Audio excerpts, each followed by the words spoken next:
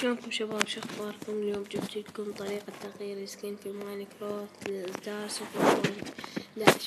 أو 0.11.1. طبعا مثل ما تشوفون نقدر في الأجهزة أبو نغير سكنات إلا سيدا وها، بس هسه الطريقة كلها صارت سهلة. أول شي راح أعوف لكم الرابط بالديسكريبشن ندخله، هذا الرابط.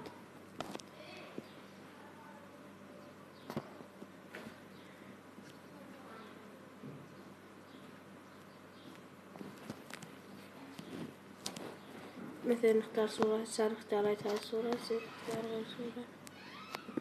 مثلا هنا عندكم الموفيز، يعني شخصيات بالأفلام والتيفي والجيم والبيبل والموبس، يعني الوحوش والحيوانات. خلنا ندخل على الموفي.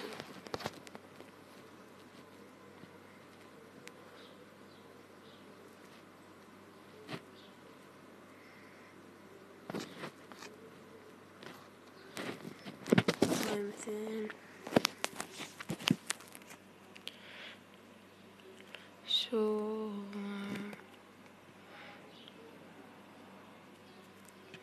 هذا باتمان، سوبرمان، وهايك.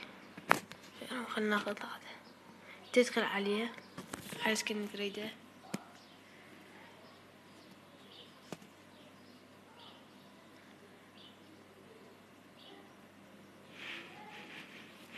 تدخل هاي الداونلود بالنص، تطلع لك كلها، انت تظل دايس عليها، قل لها حفظ الصورة. هسه تروح ماينكرافت،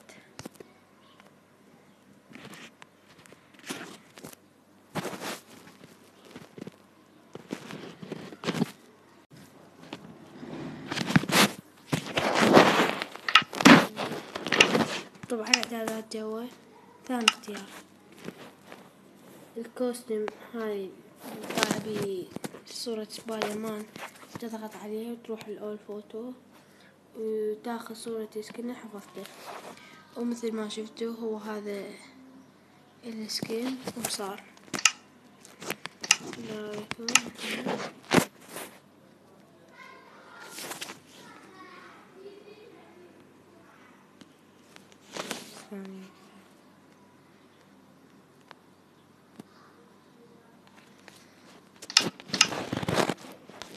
زي ما شفتوا هذا السكين وصار بطريقة سهلة جدا.